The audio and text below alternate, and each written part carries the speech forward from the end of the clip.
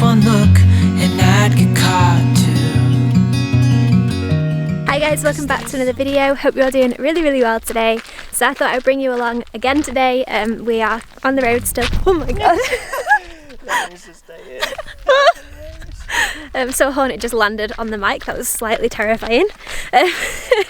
Yeah, we're on the road and we're in Taupo, which I think I'm saying wrong. I think it's Tupa, I don't know, I'm not going to try and butcher the name. I will educate myself at some point along this trip. Anyway, yes, we're here and there's loads of geothermal activity. So this morning we went to Hooker Falls and it was a really cool place, and you could just see the river flowing so wild and the water was so blue, and it's ages since we've seen water that was that blue. I think back in, I don't know, like Milford Sound area, where it was like glacial water, it was that blue. So that was a really cool way to start the morning. And now we've come to a little place called Craters of the Moon, and it just seems really just interesting. So I guess I'll show you around once we get there. We're just currently on the walk to get to some of the spots that you can see stuff at. So I feel a bit like a tour guide, but I figured I would just take advantage of the situation. So these are called fumaroles. I've just learnt that like a second ago. So it's what is it? So it's the steam where the volcanic gases are erupting from under the earth, which is so interesting. Ooh, and so cool. But there are hornets everywhere. Oh my gosh. So here is a fumarole.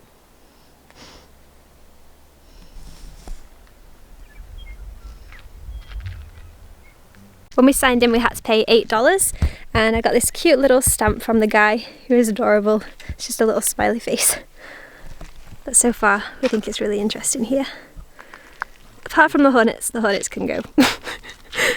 So yesterday we went to Tonganu thermal pools and it was really cool and not very touristy compared to here.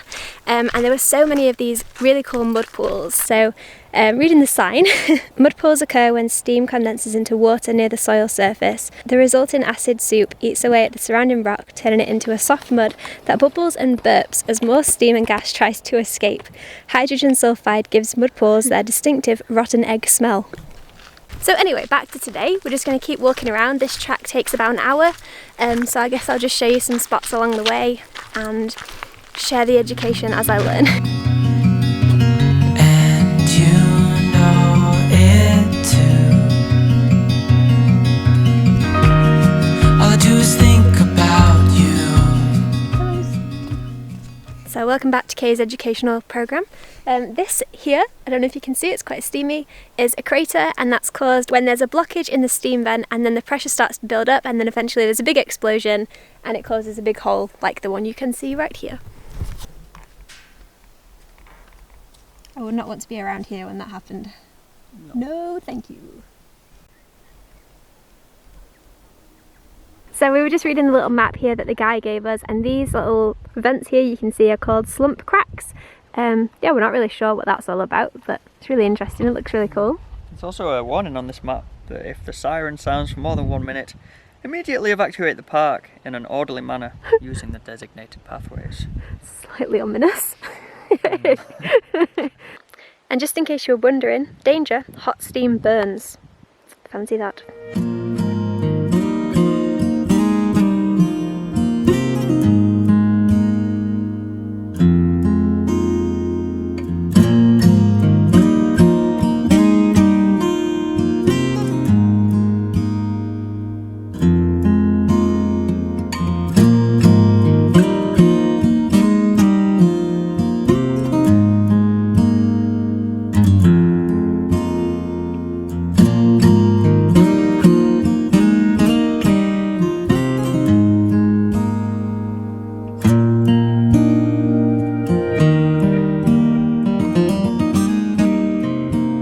If this doesn't prove how awesome nature is, I don't know what will. It's incredible that things can grow in environments like this. It must be so hot down there.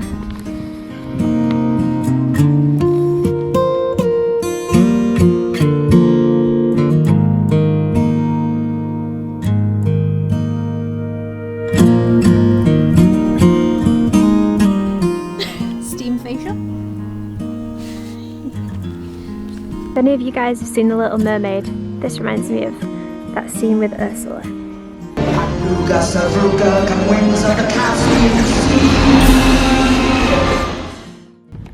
It was said that the Maoris used to collect this red clay I think it's quite good for you, like medicinal properties. But someone's written the name up here and it made me laugh. Noah. Where's Noah? Hello over there. So these are the types of plants that can actually grow in these conditions. And this board says that it's really infertile and acidic soil. That's crazy, the steam's 140 degrees Celsius. That's pretty hot.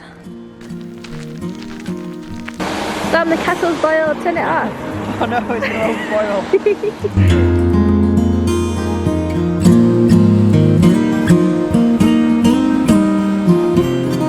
Took a little detour, but it turned out to be a steep tour. Why is there always a hill? Pretty cool view from the top though. It's always worth it. Where's that? Oh yeah. You see the snowy capped mountain?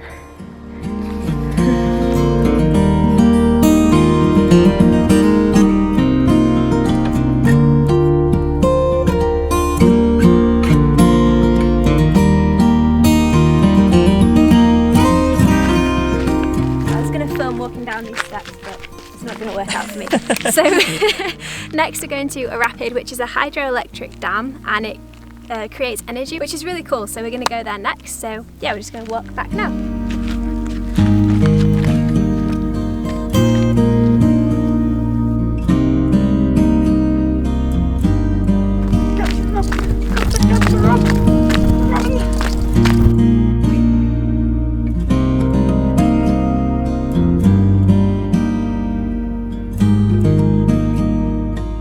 We're now speed walking to see if we can beat the rapids, because in 10 minutes the gates open and yeah, well, you'll see what happens next. So hopefully we get there in time so you can see. I made it.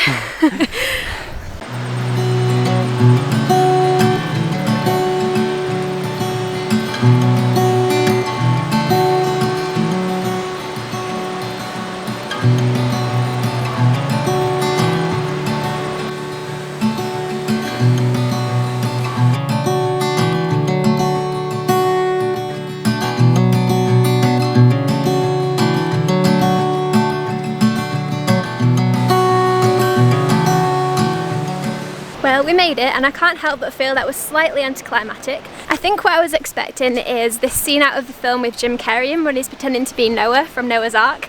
I'll insert the footage here. Ladies first, move!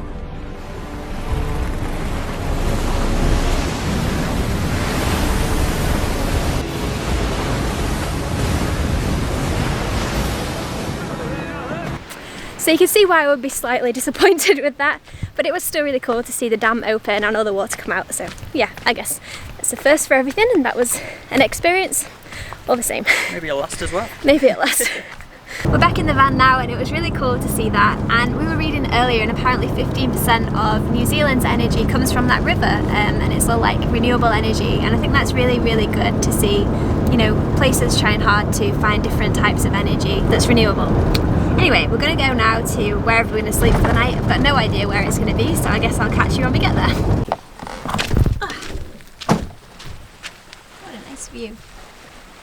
So we found this awesome little spot tonight, and it goes really far away, and everyone's just allowed to park here. It's like a free-for-all, but what a nice view. Yeah, it's amazing. It's so nice when they do stuff like this, you know, when you can just be on the seafront, well, it's the lakefront in this case.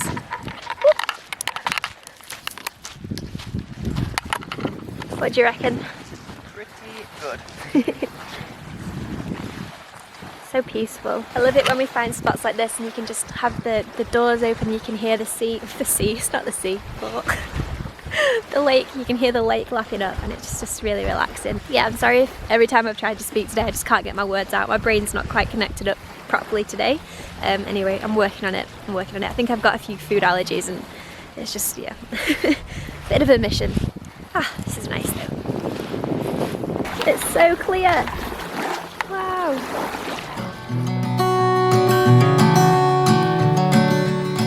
Just gonna make it feel like home. Put my little doormat out. Yeah.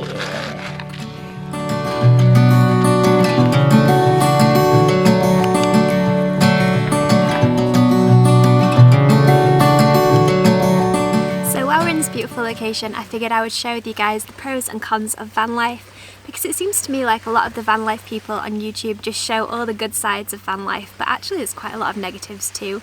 So I thought I'd just take a second to just chat about our experience so far. So yeah, van life is glamorised as part of social media, and social media always portrays like a fairy tale image of something, and van life is no exception to that. And yeah, we've had an amazing time so far, and I like to think of it as working the system to your advantage. So we could never get views like this if we were paying for them, you know, and staying somewhere really nice. But being able to live in the van, this is actually free today, which is really, really cool, and a great experience too, and it's just really nice and it feels so liberating. However, with van life you can't store food, and so you're constantly having to go to the supermarket. We do have a fridge, but it's very, very limited space and it's limited living too. I like to think of van life as not a very convenient way of life. There's so many times when the stuff we need's underneath the bed's already made, we don't want to do it, or it gets dark by 5 now, and yeah, some days you just don't want to cook in the dark, and the fairy lights are constantly dying and constantly having to change the batteries. You know, it's just all those little niggles, and they start to slowly pile up over time. The reason that people live in houses is because it's convenient, and that's the truth. So van life isn't a convenient way of life, but it's a really liberating way of life. And I just really like to live in vans. I think it's really fun, and I think I'll continue to do it in the future. However, I don't think it's a long-term solution to housing. I think if you have land and you live in a bus or a van, that's really cool and a really good option. But I think travelling around all the time can be quite exhausting and also quite expensive. You know, petrol's not free, and even though you can stay in places for free like this, you know, it does slowly add up over time, so it's just something to be aware of. I'll always just tell the truth on this channel and, you know, share with you the pros and cons of the lifestyle that I'm living. Van life served us really well so far, however it won't serve us into the winter, so once it gets to winter time we'll be going back into a house because it's just so much nicer. I also would suggest, if you are thinking of getting a van, to get solar panels.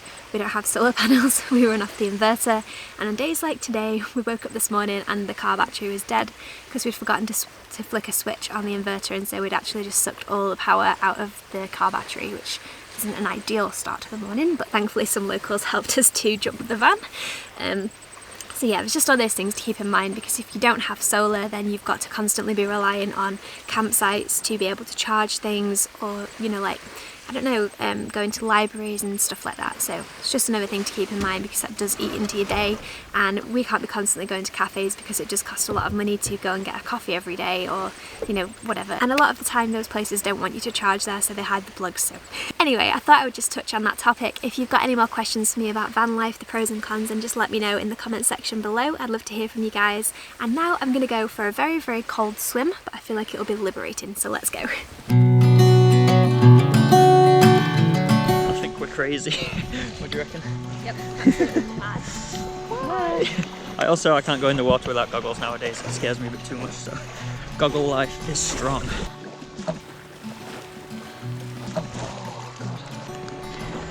Do it, I dare you. Oh, she's fearless. How is it? Is it nice?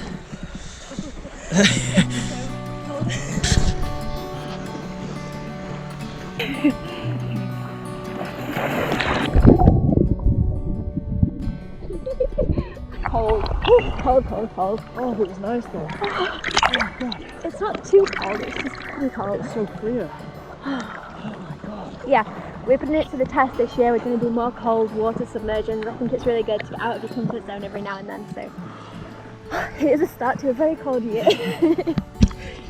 I foolishly mentioned about swimming in the lake in Queenstown when we're down there, which I think someone said before that doesn't get above 11 degrees C, maybe even 13. It's not much warmer, but that's really cold. But this is quite nice once you're in it. No? It's pretty pleasant. She says, chattering her teeth. And the water is so clear.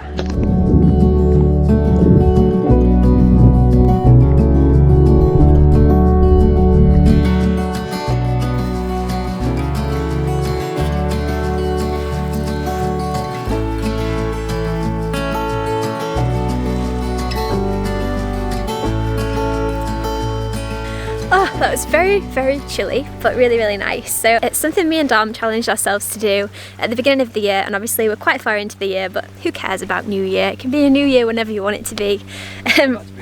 It's our new winter year. So we decided we were going to try and do more cold immersions because we were really inspired by Wim Hof. We saw a video by him, so I'll leave that below if you're interested in finding out more. But it's just the idea of getting out of your comfort zone a lot more and becoming more acclimatized to the cold. So I'm always cold, but I think things like this really help you to just be like, it's not that bad.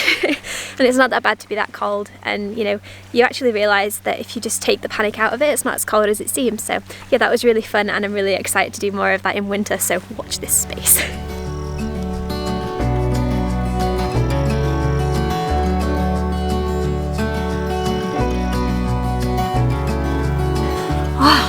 I honestly don't know if there's any better feeling than putting on the biggest, woolliest jumpers and fluffy socks. You guys know that I love my fluffy socks. There's no better feeling. It's worth getting absolutely stone cold just to have this feeling that I'm feeling right now. I'm gonna have a hot chocolate as well.